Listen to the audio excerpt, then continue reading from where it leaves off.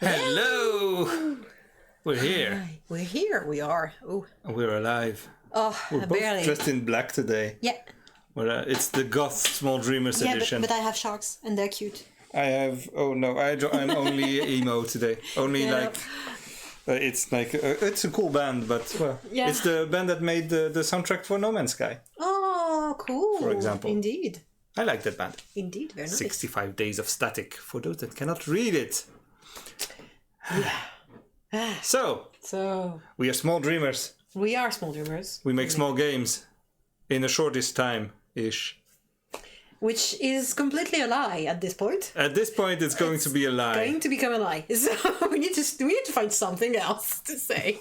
I like what we say. Yeah, I like it too because it's kind of still true. We're never gonna make a AAA game with a huge budget and stuff like that. So we have unless no something goes really strangely at some point in our lives, but I don't think so. I don't think so. I think even if we were to be able to get the money for it and the means, we'd be like, ugh, this is too much. I don't want to do this.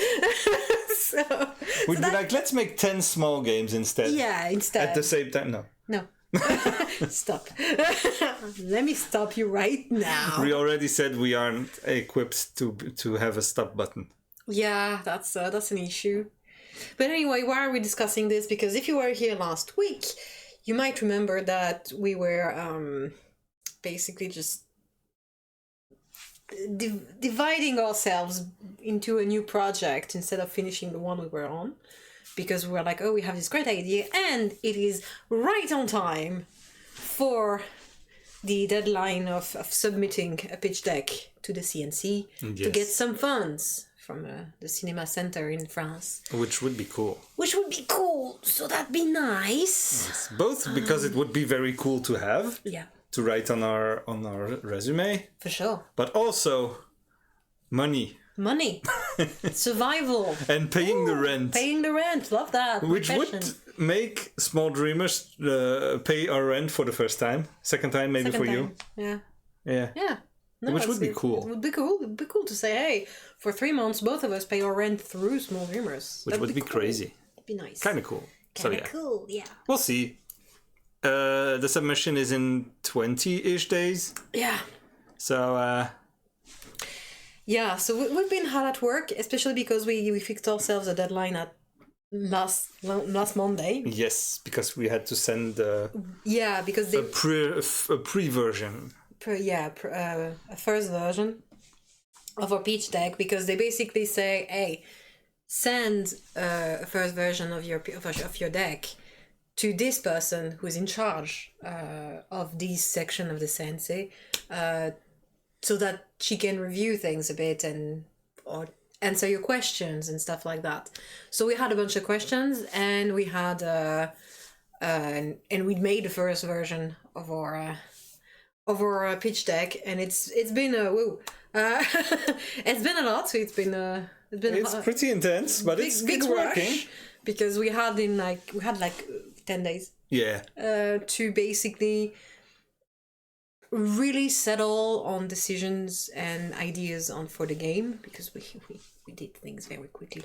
We were very late. Normally, we just read someone who wasn't approved on their pitch deck, didn't get the CNC help, and funds nor anything, was refused, and they said I did the pitch deck in 1 month and a half and it was too short. Ideally 3 months would have been better. And we're like, we have 1 month, let's go. We have 3 weeks, let's go. 3 weeks. No, we had 1 month when we started. But we had the idea and we'd been sort of drifting around it for a bit. Yeah, but it wasn't. It was 1 month and a week. Yes. So let's be real. But we have the advantage of some experience, both working together, me in terms of pitching a new concept and working quickly. Like, this is not the first time that I've had to pitch a game in less than a month. So this is just the first time I have to do it wholly by myself, where I have to take charge of the pitch deck conception and not just the game design of the idea. Yeah, I can write stuff and write ideas, but if I need to put stuff to arrange things in a pitch deck, I just end up not wanting to do that anymore. Yeah. And I was wanting to destroy things because it's very annoying to put things like, okay, let's write this bit of text and then put it over there, and then we put an image, and then you want to try and resize it a little bit, but then you click on the thing and it doesn't work, and breaks everything, and it doesn't annoying. work, and it's annoying. And we're using very basic tools like Google Slides, so we're not. We could use safe. Canva or something. I thought about it, and then I was like, "Is this really the time for both of us to learn a new tool?" I have used Canva before. A lot. Like for 2 things we made at school. I have used Google Slides for years. Okay, well, okay, it's your project. And I've made tons of things on it. So and Canva is pretty good, but it's not open source and free. Yeah, Slides is not open source, but it's free. It's free, exactly. So that's also a good reason, if any. Yes. But also, like, it's much easier to collaborate on things without creating a new account. It's much easier we have already everything we need. So it makes sense. Yes, and it works. Canvas would be better to make a really more unique, beautiful thing. Yeah. But I was like, this is not the time. We don't have time to go into Canva for this. I did think of it, though. Yeah. But yeah, so anyway, so this is where we're at. We have a name. We have a name. We have a temporary name. Of course. Work in progress. This might be the ending name. I don't know. It's a pretty good name. It's a good name. It depends on how it reads to French people. Draad? I don't know. Draad. This is how I would read it. Yeah. Draad. I would understand that maybe the E has to be pronounced. Yeah. But Draad just... It works. It works. It's not pretty, but it works. Yeah. Hello, Egan. Hello, Egan.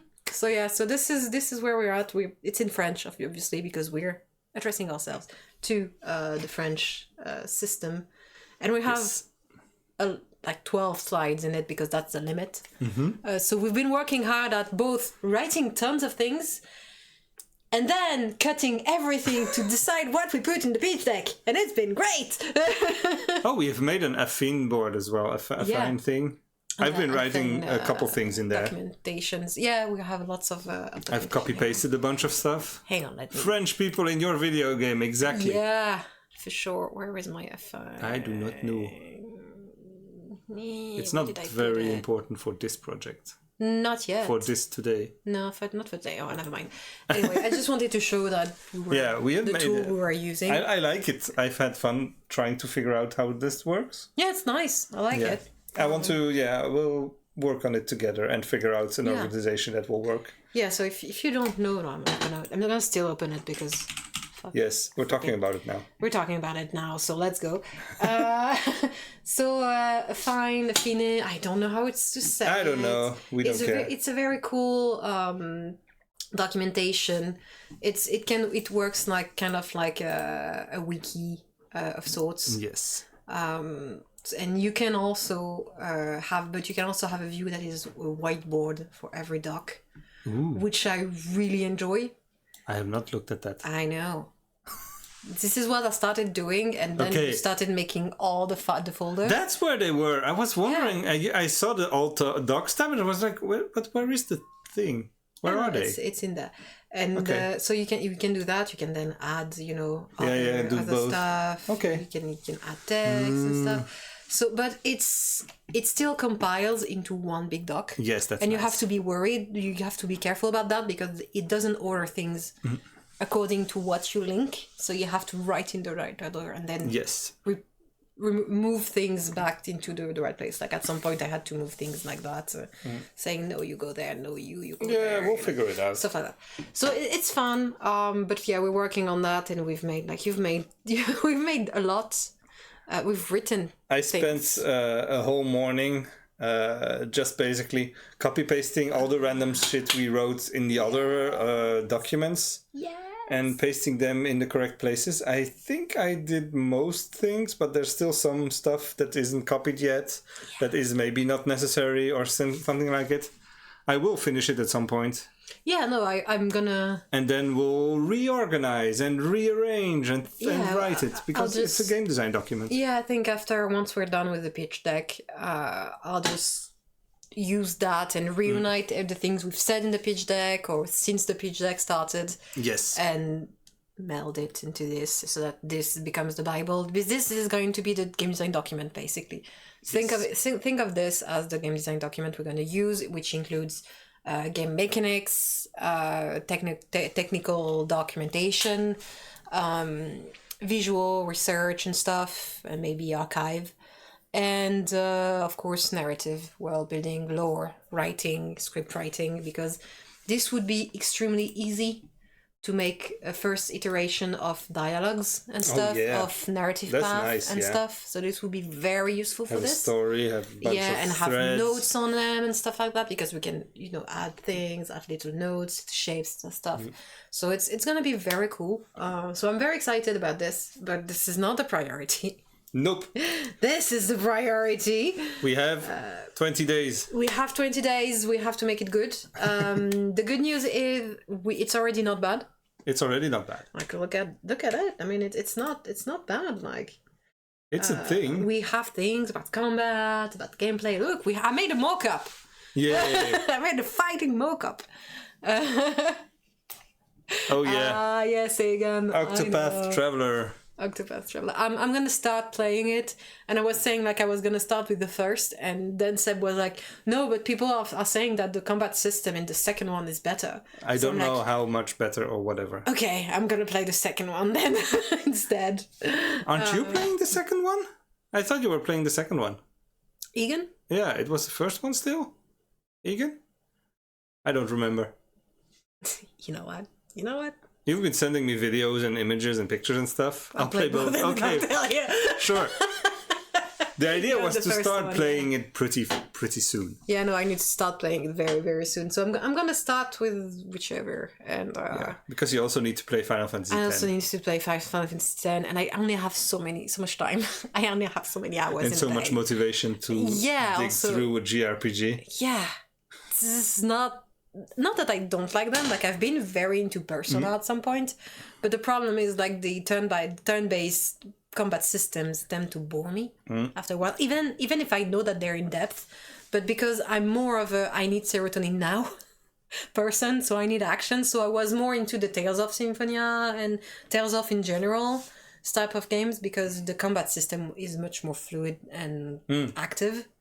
So it's much like Tales of Symphonia. The combat system is basically a Street of Rage. So it's basically like I've never played it. A beat them up kind of system. So it's very fun for me. But yeah, so that means that usually all JRPG classics that I would try, I would stop after a while, because I'm like, this is great, but you need more. Do not have the patience. Yeah, I do not have the ability to. Yeah. Shadow Hearts. Tennis, Blitzball and Yuna. Yeah. I was thinking about Shadow Hearts because the combat system has a wheel that rotates, and you have to press buttons at the right time. Maybe. To do better attacks and stuff. It's pretty fun. Maybe, I don't know. I'm gonna check Octopath, because I did watch a few things and read a few things about its combat system, so I'm kind of curious. And it seems a bit more dynamic than thinking while I'm in the menu. Oh, you don't have Final Fantasy X, you don't have to think that much. Yeah. It's pretty easy. And so there's an in-depth system and stuff for the late game. Yeah. But you can basically, if you want to, not worry about it and just have the story for a bit. Most JRPG are like that. Yeah. It's a good one. Yeah, you'd like it probably. I know, but to me, like combat, I feel like a combat that is by menu is already off-putting for me. Okay.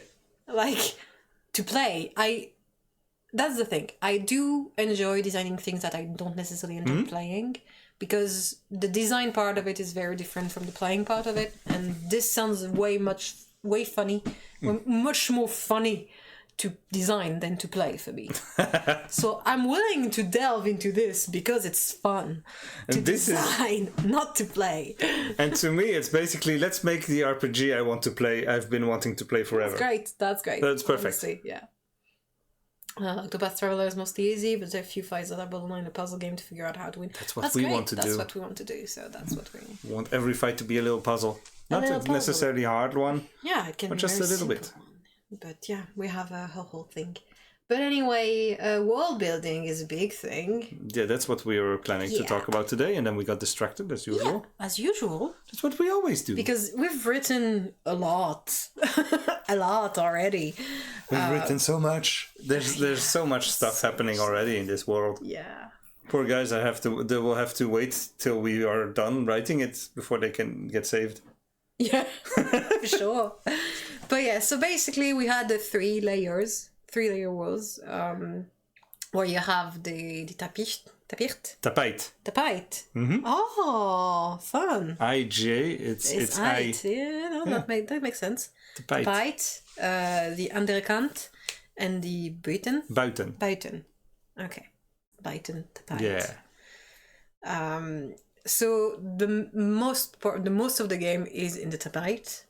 Some of it is in the underkant, and the buiten is kind of a character. Yeah, it's the outside world. The outside world, kind of a character. So basically you have the tapestry with the whole cross-stitch embroidery world on it, and that's where the game takes place. But this tapestry is slowly getting eroded and damaged by time, because it's a very old tapestry. And so you are in the tapestry, you do your adventure as if you were a character of the tapestry, but then the real world damage of the tapestry comes in. And you have to figure out how to deal with it. And that gives you the ability to travel beyond the boundaries of the tapestry. So in the underkant, which is the other side of the tapestry, where you will be behind the tapestry, which means that it's a weird world. It's gonna be very weird. You're gonna move differently in it. You're gonna have different things working in it. It's a bit weird because the rules don't apply anymore. I'm looking forward to that. Yeah. I can't wait to make look at that. Strange music and stuff for it. I might switch out the music type. Yeah. And instead of having it mostly real instruments and stuff, and go really more synth based. Maybe, yeah. Not like synth techno-y stuff, but more vibey, more electronic-y. And every sound is kind of muffled and weird because you're against the wall, technically. Mm-hmm. And it's kind of dark, it's kind of weird. So yeah, you technically are behind between the wall and the tapestry. Yeah. So I've just been thinking about the sunrise in this world. It's basically someone outside just turns on the light in the morning. Oh yeah. And that's the sunrise. Oh yeah, that's fun. So it's dark and then it's light. Oh, that's funny. I like that. There's so many weird ideas. Yeah. And just trying to tie everything into tapestries, embroidery, and cross-stitching and everything. Yeah, and it's been fun. It's been fun. And so then, of course, you have the outside world, the buiten, which is the real world where the tapestry is hung. And it tries to repair the tapestry, and you're kind of fighting that. You're kind of, fighting it a bit, because you're like, what is this? What are you trying to do? Stop it. What's this monstrous thing happening in my world? Because you don't have an explanation or any stuff. So that's the big thing of the game, is that it's also a metaphor for getting diagnosed with mental health issues, where you kind of have at first, let me go back to this slide, kind of have at first, you realize that you're functioning as a member of society, but it seems very hard for you compared to others, or things are a bit weird for you compared to others that don't come as naturally or stuff. And then, well, in the game world, you're like, oh, okay, so I'm doing this, I'm a hero, I'm fighting monsters, there are these weird monsters and things happening, I don't know why, and stuff like that. And so you realize that there's a problem, actually. Wait, there is actually an issue here. Whether it's your mental health or the game. And then you get into crisis mode, because at some point you reach a point where it's not possible to continue without doing something differently. You cannot actually function because it takes so much out of you. So you get into that crisis, and in the game it translates as, wait, what am I doing in this world? What is happening? Why am I doing all of this? And then you search for solutions, and then you have the conclusion of the story where you have the explanation of what this world is, what is really happening. And actually the Biden isn't trying to destroy the world, but repair it. But no reparation comes without destruction, just like a treatment for mental health isn't necessarily damageless or doesn't have other alternative effects and consequences. And even just a diagnosis can have devastating consequences once you get it. It can be a big help, or it can be very difficult to accept and stuff like that. So it's gonna be cool. We're using the usual JRPG structure in 4 acts. It's a very Japanese Kisho Tenketsu story model, which is just one way to analyze a story, to be fair. Yeah. It's like the hero journey in Western culture. Yeah. It's just the same. It's just you can just say that story is one and analyze it from that point of view.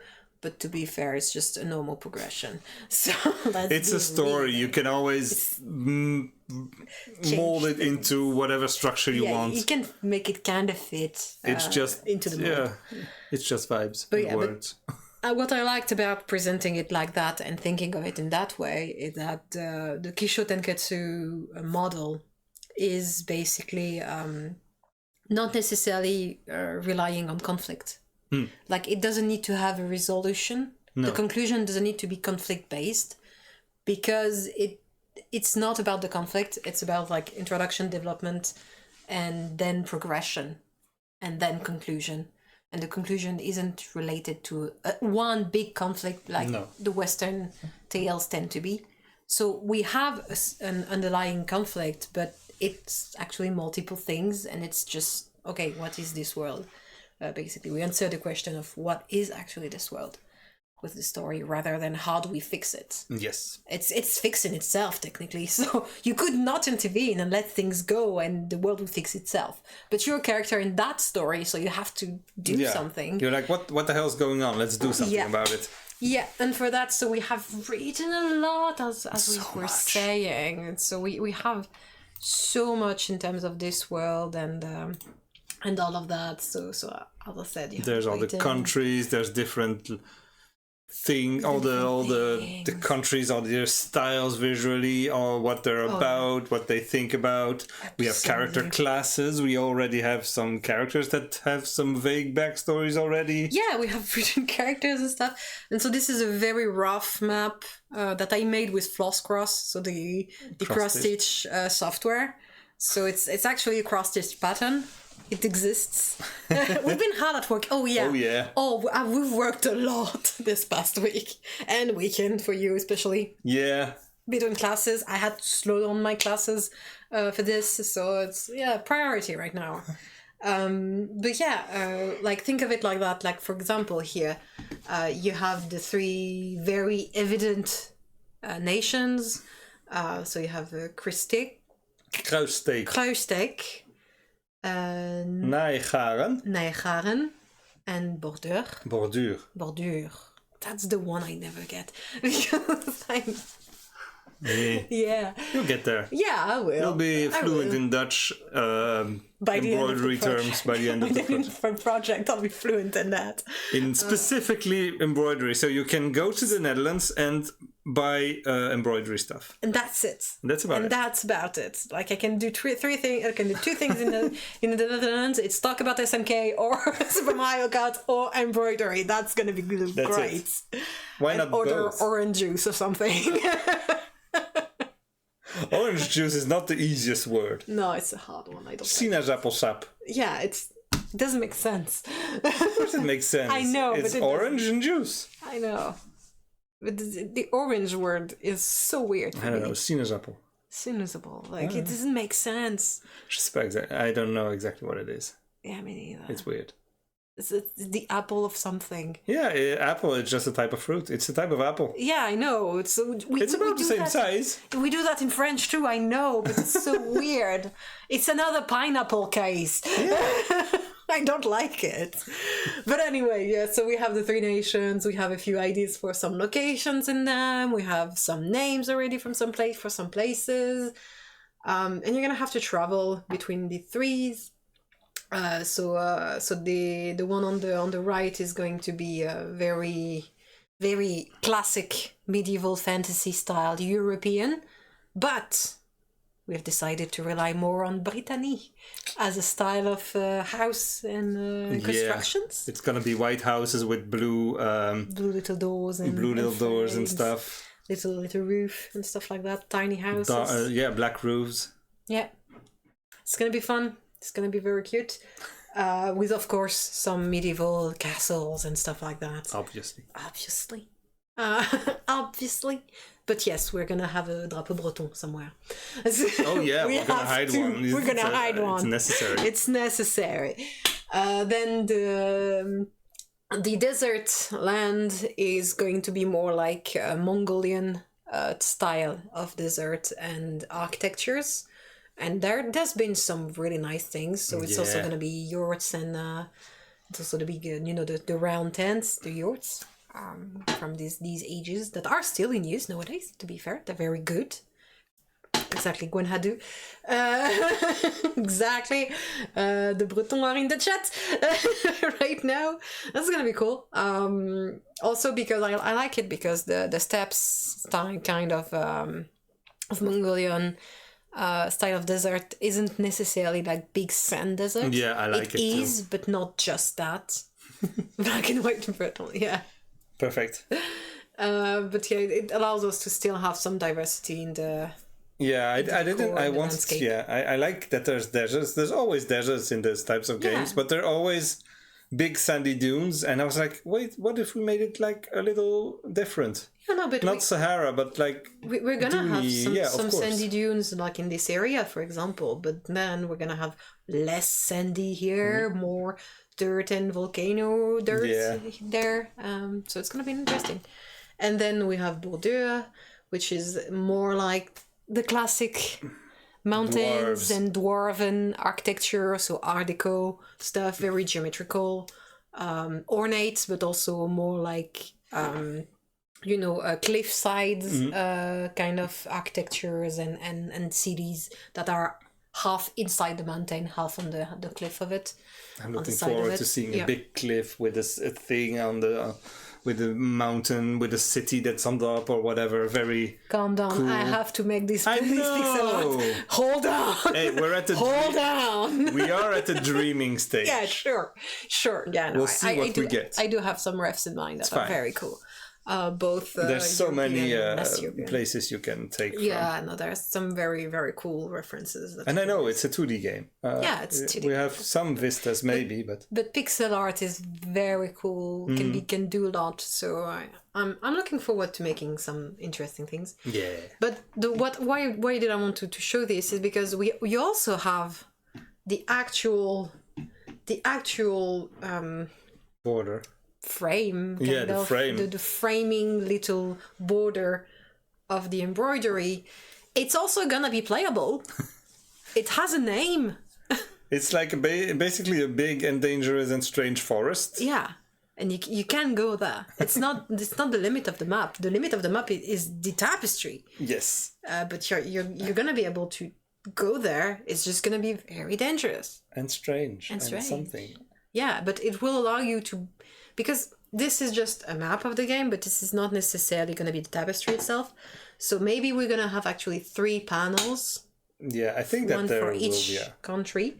Or my idea was you kind of do a transition between fighting screen and exploration, fighting screen, progression. Oh yeah, like possible. One wall for each. That could be nice. That could be fun too. But then also be a possibility. This would be just more like fringe territories. Yeah. Well, I like the idea that the countries were each a separate tapestry and that you travel between them. That way, when you have to go to a different country, it's weird and dangerous and strange. And then you come out and you're like, oh, here it is nice. Yeah, kind of. But I kind of like the fact that if this is one panel of the tapestry, then we can make it also damage on the outside. And so it gives you a narrative reason to go there at specific points to really challenge yourself. to also get, a really big new challenges, new monsters, new bunch of enemies and stuff. So that will give us more control that when you go there. Yeah. So that, I don't know. So that's why there's still a bunch of questions to figure out. Yeah, and we don't have to settle this for the pitch deck. That's the good news. That's the great news. We can still leave some decisions for afterwards. This is why we're asking for money, to give us time to think about these things. Yeah. But this is like the very crude first drawing, and it was also a way to test the floss cross system for drawing directly in it. At the end of the day, we're not going to use just floss cross to draw everything. We're going to use Pixelorama, as we said the other day, where we're going to just try to do pixel art first, then put it in floss cross, which is this software, so that it's now embroidery, and I can edit some of the lines, because right now it's only cross stitch, so really, really, really definite cross that you can see here. But you can do half cross, 3/4 cross. You can do like variations in this to add some detailings and some interesting stuff in it, and little also patterns and stuff, and like give it some more depth, and which is why it's so interesting to use the cross stitch as the pixel arts, because it gives more depth and more interesting effects, I think, visually. It's fancy pixel art. Yeah, fancy pixel art, exactly.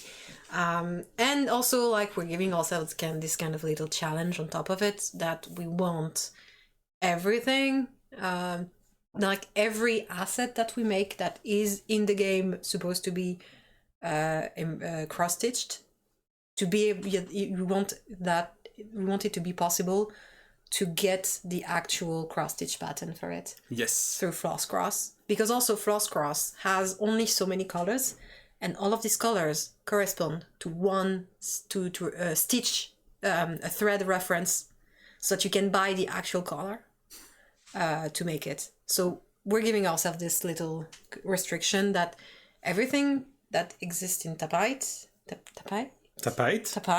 Yeah, you're doing good. Because in my mind for a week I was been saying tapir, so no.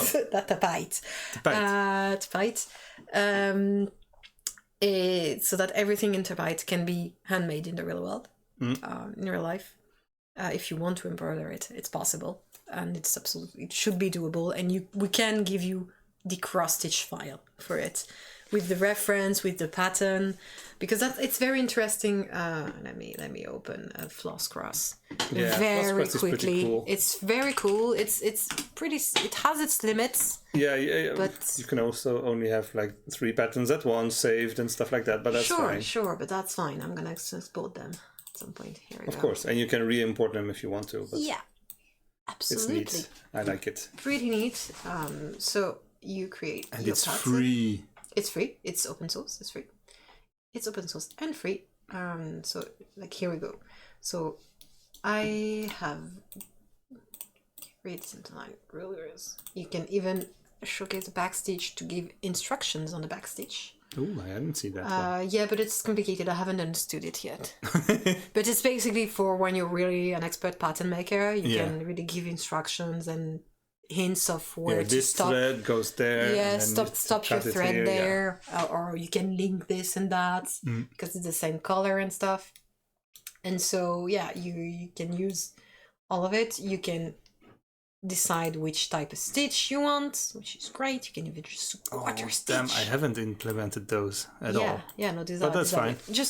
Just these would be nice enough. Oh yeah, those 3 exist in the game already. For sure, in the game. Fixing too. There's not really a game yet. You can paint peak line, so it's very nice. It's not completely like you can look at the backstitch and stuff, but also like yes, every time you go into a palette, you have you can choose which type of thread you want, and the DMC one is the most used one, so you can get the exact reference for the stitch. But once you export it, which is very cool, if I want to export it, like let's say PDF, it's gonna be a chart. I'm gonna be able to preview it somehow, I guess, maybe. I've not tried the PDF thing either. I did, but what for Pattern Keeper? No. First page, canvas. Why is it not showing anymore? It used to. It's tired. Yeah, maybe. Okay. Also, it's a very, very, very big tapestry. Yeah. It is. To be fair, it is. You think about making that in real life? It would be pretty big. It would be pretty big, yeah. it wouldn't be that big because Frost Cross has a limit, and it's one stitch is like.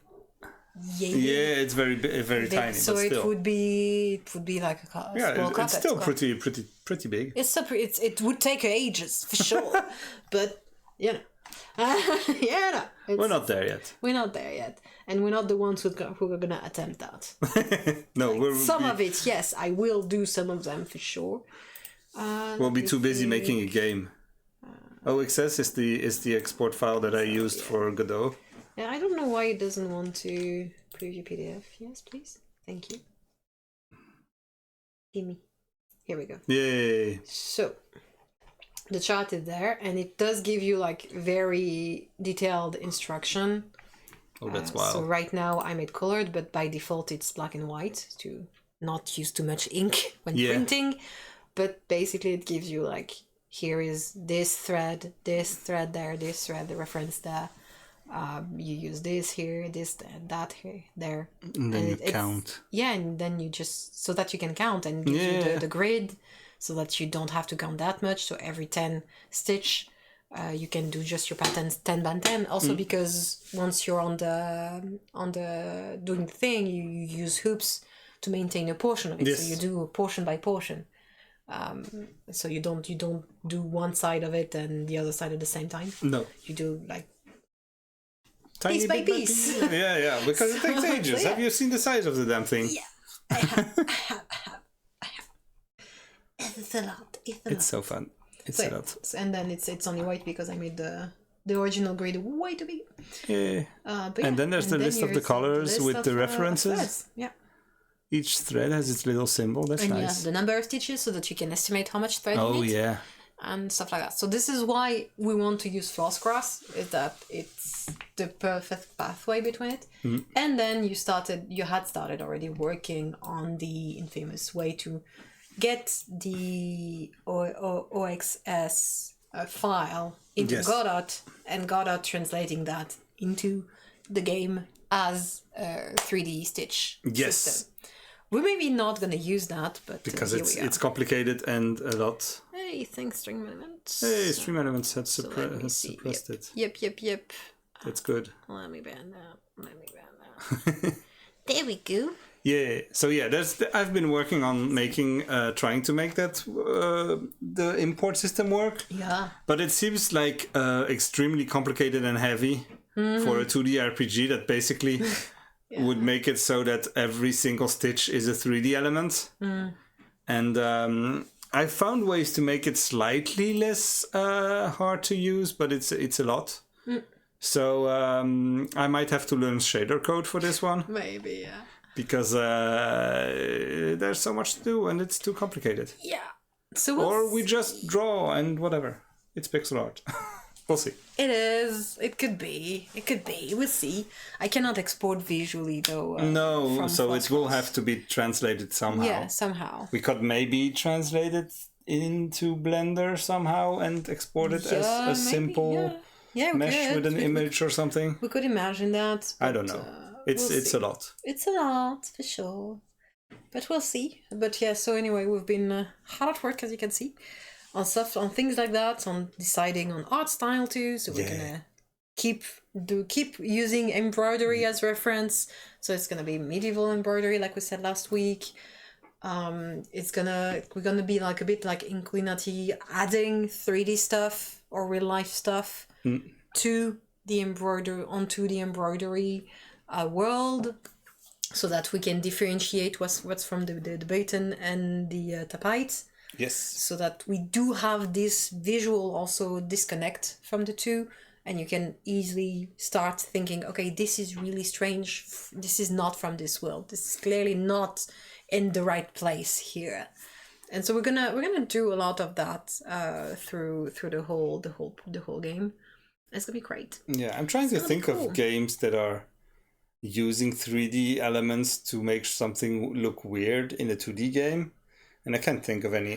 There's bound to be some, at least. There's definitely some. It's usually like the kind we do, the kind a bit more experimental and stuff. But also like as I said, like as I was showing, Incognati does it. Oh yeah. Not in 3D, but there's the hand that draws stuff. Yeah, there's the hand that draws stuff. I remember. So it's not full 3D. Where's the page? Somewhere. There's only 12 of them, but we still get lost. Here it is. And I took a screen, obviously, of this part. It's not 3D, it's 2D, but photo. But it used that. It's kind of Demon School. Yeah, Demon School. Yeah, that's the one. Demon School. I've heard about that game. I haven't played it, but Demon School. Let's go. All right. Let's write it down. Demon School on a Steam. Yeah, that's the one. That's the one. Yeah. It's all about puzzles and whatever and weird things happening. Yeah. Gameplay. I liked the visual of it, and I was like, yeah, this sounds cool, but it also sounds like Persona, which I very, very hardly bounced off of, because I am not in high school anymore, and I've not been in for a very, very, very long time. There is there we are. That's nice. The monsters are in 3D. So I've seen videos about this game, so this is probably the one I was thinking of. Yeah, let me see if I can find better screen. Yeah, there you go. I like that one. Because they use the upgrade system, so you just it's an isometric grid. And so you can just put the 3D person, the 3D thing on it. Yeah. So it's really, really cool, yeah. Yeah, very good. That's nice. That's a nice one, yeah, for sure. So yeah, we're gonna do something a bit like that for some fights, not all of them, just to identify what comes from the bite and what comes from the bite. Yes. So it's if it's embroidered, if it's cross-stitched, it's from the bite. Yeah. If it's not, then it's probably the bite or something different. Who knows? But we don't know yet. We don't know yet. We'll see. There's so much still to decide, which is the point. Which we're asking for funding. Absolutely. This is a pitch. Yeah. This is, hey, we want to make a game. This is the story-ish. Yeah. And this is the visual-ish. Yeah. And this is what we plan to do, sort of, maybe, probably. Yeah, probably. Like, look at that. Give us some money and see what happens. Combat classes. We have a combat system that we want to base on basically action points, so that you use your actions depending on the order it offers to you. So it's gonna be interesting. We're gonna detail that, I think, in later weeks. Egan is saying that the big enemy at the end is the mold that is starting to break down the tapestry. Oh, that could be fun. The mold will probably be in there somewhere. Yeah, definitely. We haven't talked about that mold. We haven't mentioned mold yet. No, but we mentioned holes and... Yeah, holes and destruction and trying to fix it and fading and whatever. And also, like, we already have there are some narrative beats that we already have. Yes. Fairly, like, we know we want that to happen at some point, whether it's the intro, the conclusion, or this big fight, or this moment where we've started to really, really, really, really write stuff like that. Being like, okay, it does go there in the story. That goes there very well. So like the introduction where you see one city in border just being destroyed by a hole just starting to get bigger. Like you have a tiny hole in tapestry and then it starts to unravel a bit. Yeah. And so it destroys one city and you wake up from that nightmare and it's not a nightmare. This is a place you're going to revisit later in the game. Obviously, we're not going to we're not going to revolutionize the thing at all.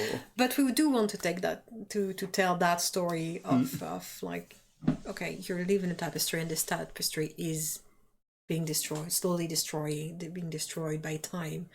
And you're kind of facing the fact that you're actually part of the tapestry. And something and someone is trying to repair you, but you're like, what is happening? So it's gonna be fun. I have lots of ideas also because we have this whole hero cast basically. So we're gonna really call them heroes for now. It's actually a job. It's you're depending on where you're born, you're treated differently by your nation. So whether you're in either of the three countries, it's a bit different, but basically you were chosen at birth. You were sent by your village. You'd be like, you're going to be a hero. You're a contribution to the hero system. Mm-hmm. You're trained your whole childhood, You're a child soldier, basically. I think Sea of Stars does something similar. Yeah. I haven't played it yet. It's not revolutionary at all. But you're thrown into that, and so you start the game as one of these heroes that have been trained their whole life for this very prestigious position of hero, where you actually not that prestigious, and you're gonna have to reckon with that on top of it, being like, no, you're actually pest control. You're not actually very heroic. Oh yeah, tribute. Yeah, indeed. Oh, that could be fun. Yeah, that could be nice. Word to use. Write it down. Yep. Write it down. Tribute something. Heroes. Those tributes. Yes. Indeed.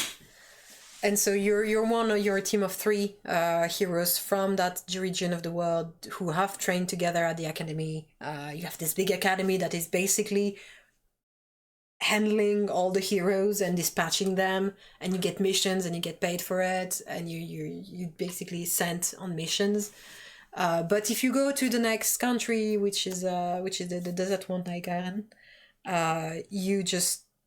it's different. They're more mercenaries. It's a chosen job. You choose young, but you still choose it.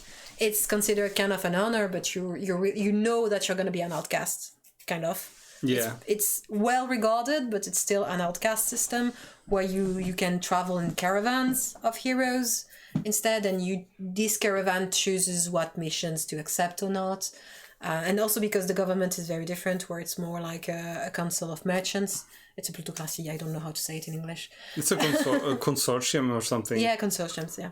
I've tried to translate a bunch of it yesterday, and it was a lot harder than I was expecting. But I was like, okay, but wait, this is a word. the word you're from is a kingdom, obviously. Yeah. So you have a royal family, you have this academy. So it's all, there is a nobility caste of people. There is class war. There's stuff like that. Politics in my video game. Yeah. No. There's bound to be some politics in this game. And the third country is wholly different, because it's so hard to access the different territories in border, because it's very difficult to travel there because of the mountains and the perilous traveling between different portions of it. Due to that, it's mostly kind of half isolated clans, and it's a clanic system where they kind of ally themselves as one country, but they have their own little ruling class and way of dealing with things. And on top of that, heroes are very local to each clan. So each clan has its own 1, 2, 3 heroes, or 4 maybe, but it's their job, and they do this for their whole life. They're very specialized in the issues of their local place. They have a place to live. They don't travel. They're just here. They're specialists. So it creates various ways of being a hero according to where you're born. And obviously you're going to have a casting of heroes that you can play that are from these 3 countries and have very different views of this. Yes. Because like you've been raised on a lie. You've been raised as, this is very honor, and you have a lot of honor. You bring so much to your country, to your town of origin by being the tribute, by being sent. You're so heroic. You're the savior of the country, and you discover you're actually pest control, and you're ostracized from your country. Whereas in the other countries, either you're not ostracized, you just have a job, you're just a specialist. You're pest control, but you're a specialist. You're never gonna grow into something bigger, but you're respected. In another, you're like more mercenary, so people kind of are defiant of you, or kind of wary of you, stuff like that. So it's gonna create lots of interesting dynamics. Tribute to the village, respect to the warrior, but also community sacrifice. Yeah, absolutely. That's it. It's gonna be strange. It's gonna be fun. It's gonna be fun. Like, we have already characters. Explore so much. Yeah, there's so much to explore, and just throw a bunch of characters together and see what happens. Yeah, and we already have I have already some dynamics in mind. We already have which kind of some love relationships or not and stuff like that. So it's gonna be cool. You're gonna have lots of a nice little cast of characters to choose from to make your team, because you're gonna have to battle as a team of 3 and travel in pack, and you're gonna have to choose sometimes. Maybe you're gonna have to make choices. Oh no, do I want to use that character or not? Do I want to explore that character's story or not? As usual in those games. Once again, we're not revolutionizing the system in there. We just want to tell that nice story with a little twist. I keep thinking about the hands repairing the tapestry, whatever. Yeah. It's very cosmic horror. Yeah.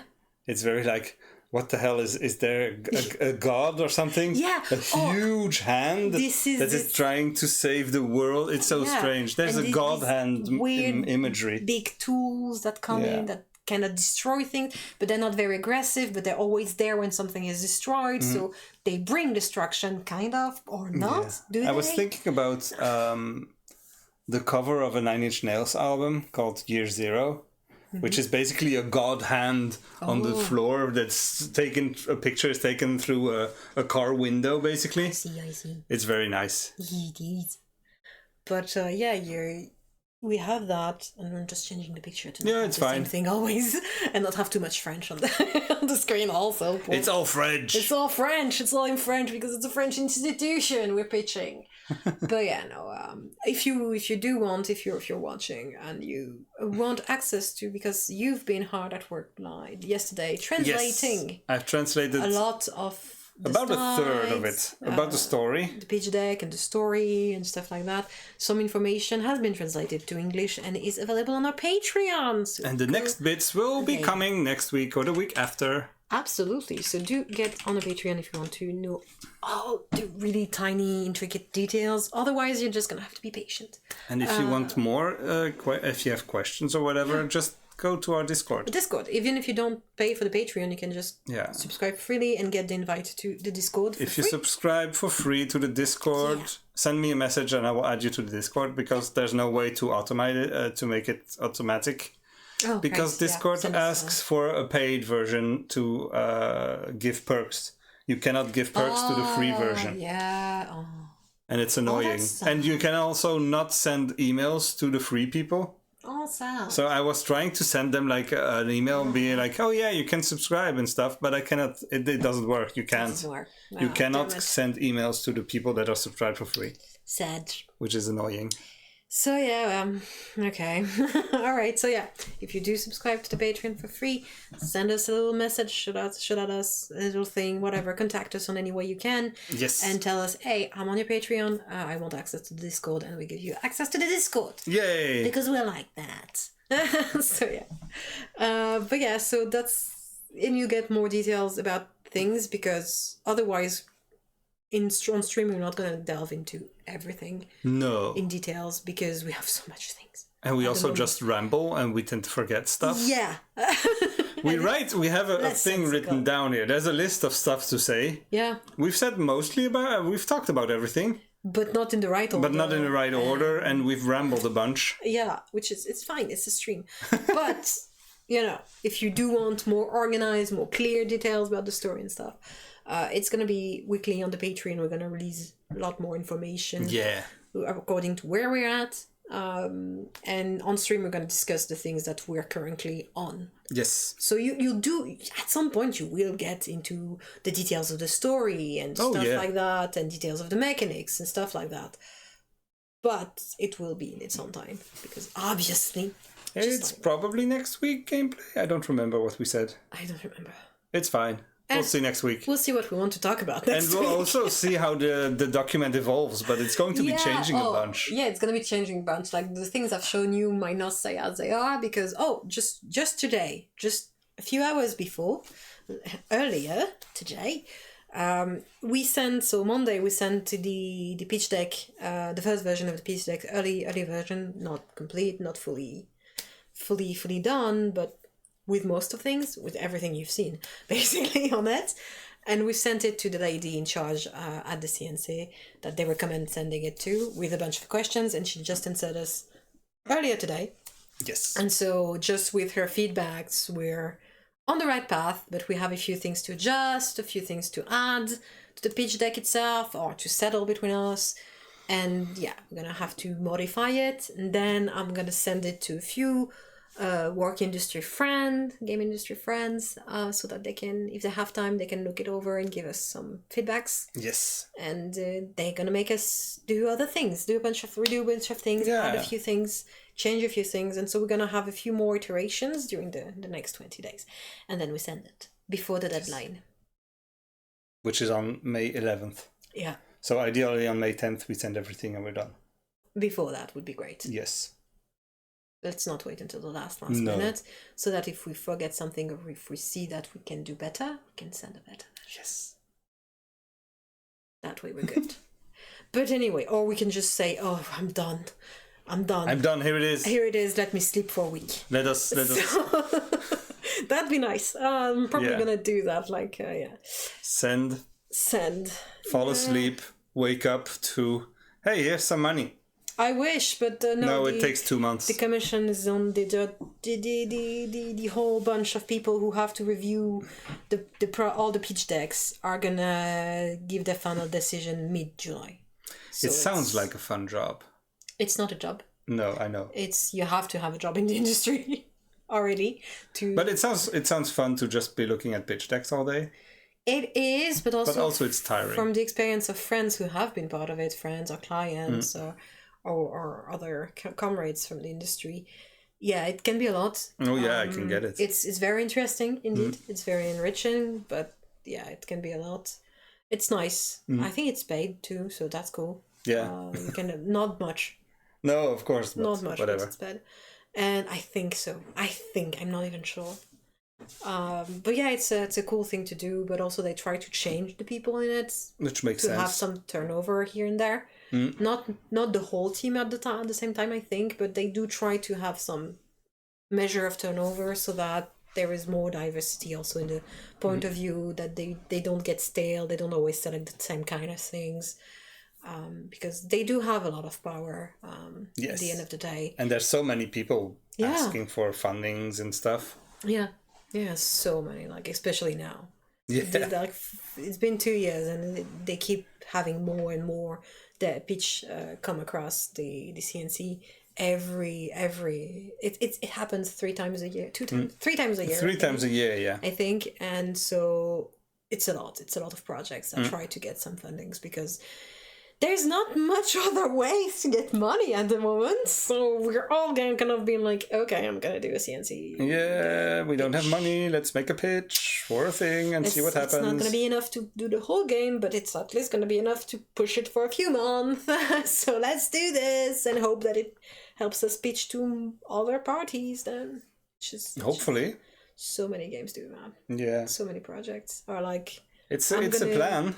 I'm gonna use the Sensi money to push through the next next step of the process. It makes sense. And it's then, how you're supposed to make a game. And then I'm gonna pitch that wherever we're at to publishers, to other parties that could give us money, funding and stuff, in the hopes that maybe,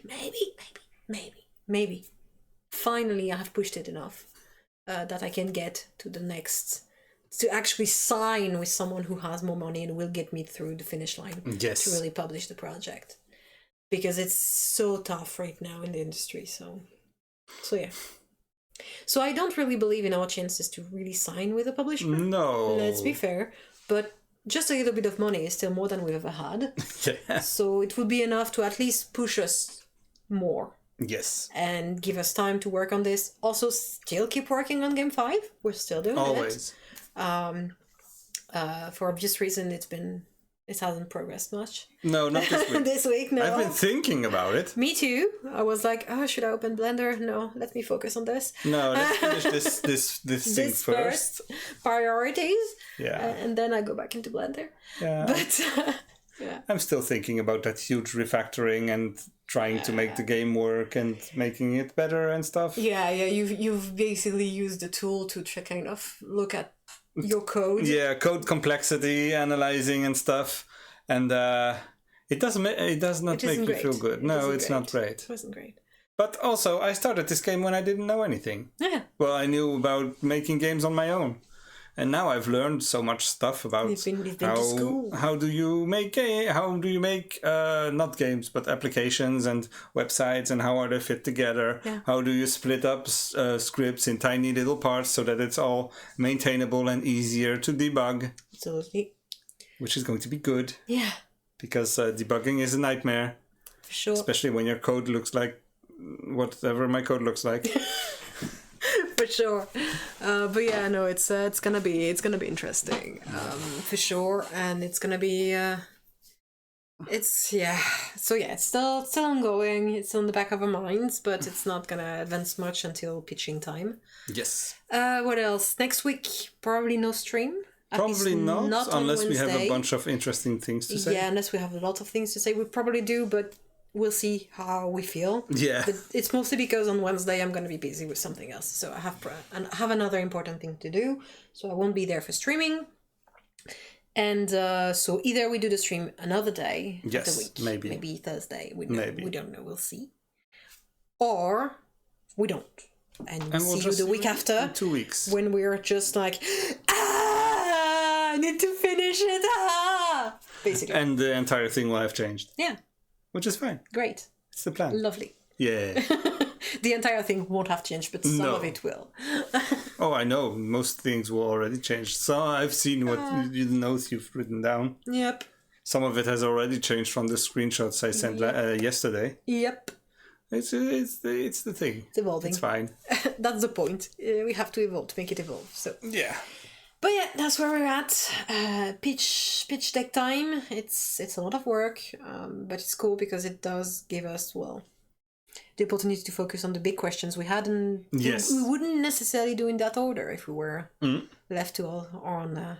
Oh, if this was just a Small Dreamers game that we weren't trying to pitch, it would be very different. Oh yeah, we'd be like doing the visual research right now. I'd be doing like game design already, building. Making systems and stuff already. But we wouldn't be like, oh, I want the system to be this, I want the things to be that. Because we usually use a much less structured approach because I like not doing too much work. In front, yeah. Yeah, I like also being able to delve into it and just have fun with it, which is, but yeah, once you have to pitch it, you have to be a bit more professional. It's interesting because I've never been professional before. I have. At least in the video game world. I have, like just right now I was like, oh yeah, I need to use the professional terms instead of what I've written. Yes. Because this is for professional viewing, so I need to use the right world. Words. Yeah. I was just like, okay, this is fine. And I know them. Like you have, for example, you were asking, like this is a very classic game design thing, the 3 C's. Yeah, I don't know. Camera controls characters, not necessarily in that order. Can be controls cameras characters depending on your game. And sometimes the character is like there is no character, we're just playing this or that or whatever, but sometimes the camera is just this, or it changes all the time, or sometimes the controls are very simple, sometimes they're very experimental. And so it's a very basic way of deciding on what your game is going to be like, and explaining it to a team. Yes. To a team of people who are going to make it happen. It makes sense. For example, what is a game loop? Basically, it's a loop of actions that circle between them. You can have macro game loop, which is like, what's the main experience of your game? So in this game, it's you explore, you fight, you have combat, and then and that gives you the ability to progress. Yes. And then you explore more, and you can fight more because you've progressed, and so you progress more, and so it's a game loop. But in a smaller one would be like, oh, I have this one combat is like I choose the action, I execute the action, I get to I choose the action, I execute the action, I destroy an enemy or not, I damage an enemy. Or a bit bigger is like I enter the combat, I vanquish all enemies, I get a reward. That's a game loop. So you can have all sorts of things like that. We don't usually use these tools because I have them in mind usually. Yeah, I think about and then stuff. I tell you to do one more thing. Yeah, I think about the things, but I don't have the words. Yeah, and also because usually our games are much more concentrated. Oh yeah, they're tiny. So they're very tiny. They're very, very much more concentrated scope on like we want to explore that mechanic or that kind of 3 mechanics together. Yeah, and that's it. Like. Think of Super Cool Quack Racing. Yes, it's a racing game, so it's fairly simple, in terms of game loop. We didn't have to reinvent anything, but what mattered was the experience of the driving experience, the mechanics of the driving. That was what we focused on. It's the same with What If We Kissed. Yeah, the exactly. game, basically the entire design was already there. Yeah, We just had to figure out how to make it then. Wherever you hike has no goal and it's on purpose. So normal game loop doesn't work on it. No. You can make one. You can make it work, but you don't have to, because the point it's is not the that point. we wanted to have some canoeing and some walking, and that's it. And so it's like that. I have those tools in mind, but usually we don't need them per se because it's only the two of us. Yeah. And we're approaching it more from an author point of view. Yes. And a very more radical experience, whereas this one, we have to approach more like an actual game. Because it's gonna have to be one if we want to fit in with the funding opportunities. And also because we're using the structure of a very established genre. Yeah. So while we can simplify it wherever we want, we can make it way more concentrated, we can't avoid doing the actual design for it, and also we have to think these things through a bit more to make it also cohesive with the fact that we want everything to be referential to the cross stitch and embroidery and sewing in general. So yeah, that's how we are approaching this, and that's why it's a bit different than usual. But also like because we decided to get official funding, so we have to be more official about things, more structured. So that's interesting. I'm actually looking forward to seeing the real game design. How do we do that? Because I don't know. Yeah. I've been just making stuff randomly. Yeah. Sort of randomly, with a vague plan in mind. But since there's only two of us, it's pretty quickly. It's going pretty quickly. This looks way more like this. And way more like this. A lot. Yeah. This is exactly what you've shown me like usually. 3 seconds of another game design document. I was like, okay, well, I'm just going to do the same thing. And then I went like, no, actually, we're using that tool because it allows me to not do these things like that. So. But I was just based on, I've seen like 5 seconds of a game design document, and I'm just going to be clicking on stuff. We don't actually have to use the folders thing. No, you don't have to. Those are not anywhere there's an icon. It's not a folder. It's a text. I know, and I think we can just link them And you can link them, so I think we should just do that and not do folders because the folders you can't are annoying. click on a folder. Yeah. So the point is to that's just where I changed click on it and then have links to the next one. Yes, so that there are some that have links. If you click on heroes, on characters or something. I don't remember where it is. Personnage. If you don't remember where it is, then that's already... It's personnage. And there you can click on the heroes. That's already like... I remember where it is. But you can click and there's links in there. If it's not natural to find them, then that means it's not at the right place. I haven't looked at this thing in a week. I don't remember. I know, but if just from that you're like, where did I put the characters? Then it doesn't... Yeah. So anyway, we've started really, we've started to write a lot. Sometimes I was in school, and sometimes it's boring. Yeah. And sometimes I need to do something else with my hands. Sometimes I was sending you pages of writing. And you're like, right, you've written like 15 pages. I'm just going to translate them into something else. Exactly. So yeah, I'm gonna something that makes a little bit more sense for my brain right now, and that seems a little bit more organized. Yep. So we're gonna have fun with that. We're gonna do a lot. There's so much stuff. That's the same page. Yeah, it's the same page. Oh, that's practical though. Yeah, and they link to each other, and if you change the name of a page, it updates everywhere. Because I've tried that. It's nice. That's normal in that kind of... so if you change the character name, you just need to go to the character page and change it, and it changes everywhere. Yeah, that's cool. That's nice. I like it. I know. That's why I want to use things like that. Of course. Because I don't want to have to rechange it. No. The more things that can be in multiple pages and you change it once and it's done, the better. Mm-hmm. Because think of the fact that, for example, we changed the name of one of the countries recently. Yes. So Niger used to be Nayin, and it's a bad word. It has a double meaning. It's a double entendre. It can be a double entendre, but it's not. It's weird. Yeah, it's a bit old. It's an old way to basically say get fucked. But anyway, so we're not a piggy stream. We can curse here. Oh yeah. But it's basically another way to say fuck. The action. Yes. So it's an oldie way of saying it. So it does have a meaning that pertains to cross-stitching and everything. But it also has a double entendre. And so we were like, maybe it's not the best. It's the word for sewing since it's up and down. It's the word for sewing. And since the Nald is the... exactly. Anyway, so it has a common roots for... Anyway, the needle. So yeah, we changed the word. We changed the word, and now we have to change it everywhere. And in the doc, it's still in the pitching deck. Some. I fixed them today. Yeah, cool. But yeah, so we're gonna have to change it everywhere. So I'm not looking forward to that. So the best thing to do is that every time you have a thing that has a page, you call it like the page. Yeah, you call it. Yeah, it's at name of the thing. It's and easy. It can be just a portion of some page. Yeah. Sometimes it can be a title and stuff. So it's really useful. This is uninteresting for anyone who has never had to do a game design document, but it's interesting for us. It's great.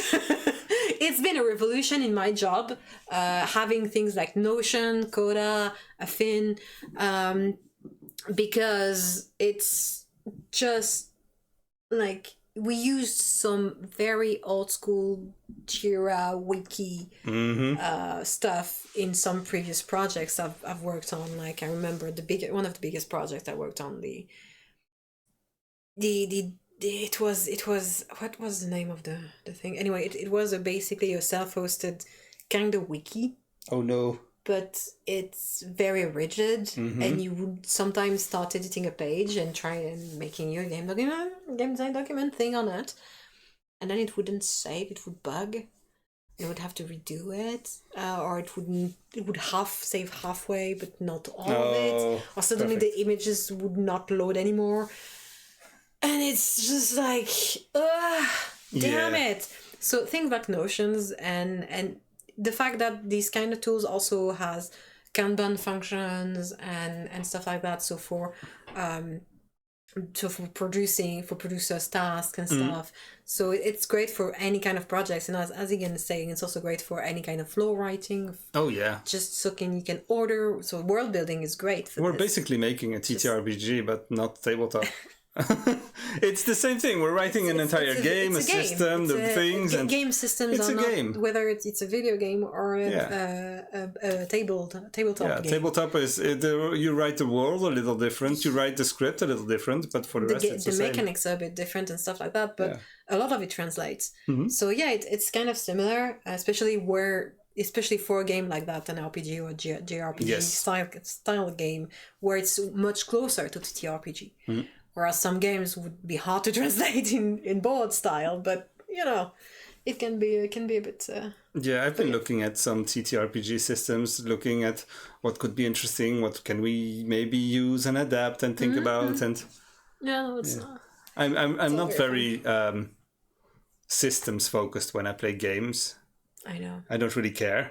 I am all about the vibes. I care. So it's like, oh, this game has a cool vibe. What's the gameplay? I don't remember.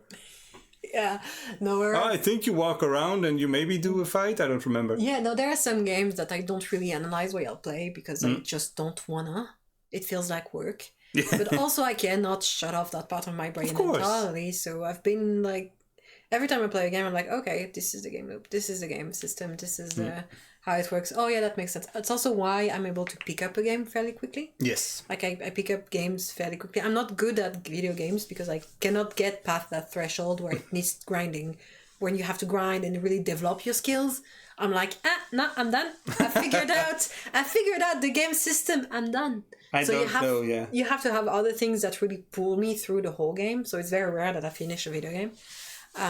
But yeah, it's. Well, I'm all about stories. Yeah, that's what I've been doing that for years. So that's usual what I'm about. Yeah, that makes sense. Stories and vibes. Makes sense. Yep. So yeah, I've been learning about systems, and TTRPG systems are easy to pick up and easy to learn. Yeah. And sometimes they're complicated, and then I don't bother. And I know that you're a little system gremlin. Yeah, no. You've been helping me because I don't know shit about systems, whatever. I do. That's fun. But yeah, no, this is why, like, when we started to have discussions, when you was like, no, we need to figure out the combat system now, actually. Yes. We need to put it on, it needs paper to be now. important. And I was like, no, I would want to make it like that, because it sounds fun to design. Not sure about playing, to design, very fun. Yeah. I keep wanting to be like, okay, but we could make it like this and that and that and that and that. And it keeps ballooning out of proportion. And I'm like, okay, wait, write it down somewhere. No, you... And it's not important right now. Yeah, and at some point you're like, oh, we could do it like that. And I'm like, no, I want two mechanics most. I want two things at most. Like, yes. What Octopath is doing is very smart, because it's not necessarily a very deep system, but it has depth. Yes, that's the best part. So I don't want to bother with more than a few elements. I don't want to have to juggle with 5 systems. No, that's too much. In the game combat itself. Because we already have the rest to figure out. Yes. So I want to simplify things a bit, but also have a lot of depth available with added things that aren't deep game mechanics in themselves, but you add a few layers. Yeah, once you have like 2 or 3 layers, it's already a lot to juggle. Yeah, no, and then you have the diversity of enemies and the class system and stuff like that. So yeah, we're gonna try to reduce the scope where we can sometimes. Yes. And to keep it a bit clean and simple where we can. Yeah. Which is not much. Not many places. It's gonna be some part of it. It's gonna be, yeah, sure. Rather do you agree to a way too complicated progression system? I like that. It's gonna be, yeah, it's good. And this is why I said yes. But it's going to be so complicated. It's going to be a lot. But I have no idea how I'm going to code anything like that. I have like no idea. So I'm just going to be thinking, yeah, visually, it makes sort of sense, and then it's like, okay, but how? Just think of it as a normal progression system, and then you translate it into I've never made a progression system. I know. It's fine. I'm going to learn it. It just starts increasing, and things unlock, and the game mechanics unlock. Yeah. That's it. That's have I unlocked this? No. Have I unlocked this? Yes. Okay. Of course. Does this influence my stats? Of course. Yes, I'm going to look at some tutorials and look at how other people do it, how it's all fit together, and then you've done things that are way more complicated than this. Oh yeah. So it's fine. I don't have to do physics in this game, so I'm already happy. Yeah.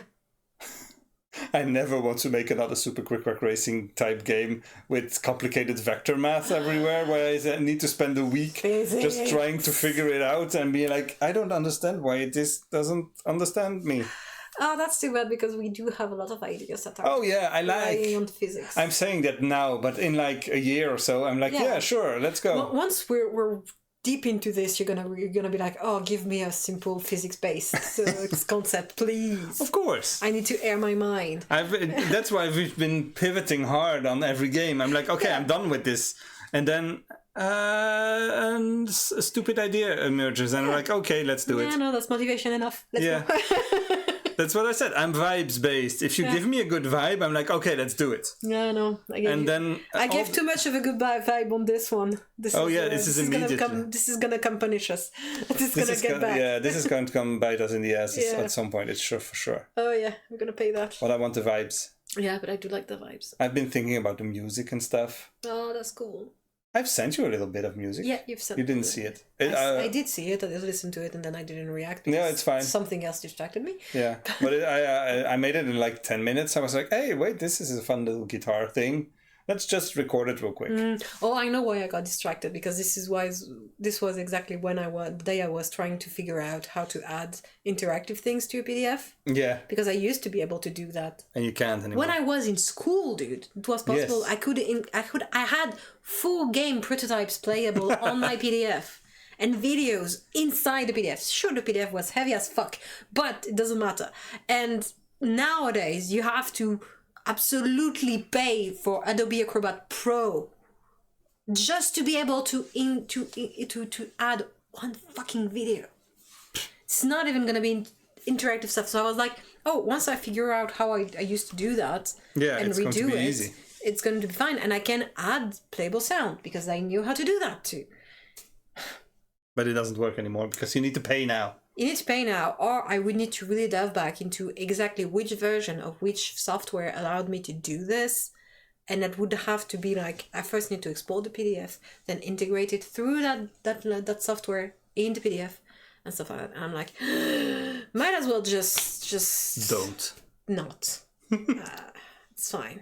I'm fine. I'll just embed. If we really have a video to show, I can embed the video into it. Yeah. And it will just link to YouTube or It's fine. something like that. It's fine. I'm very mad.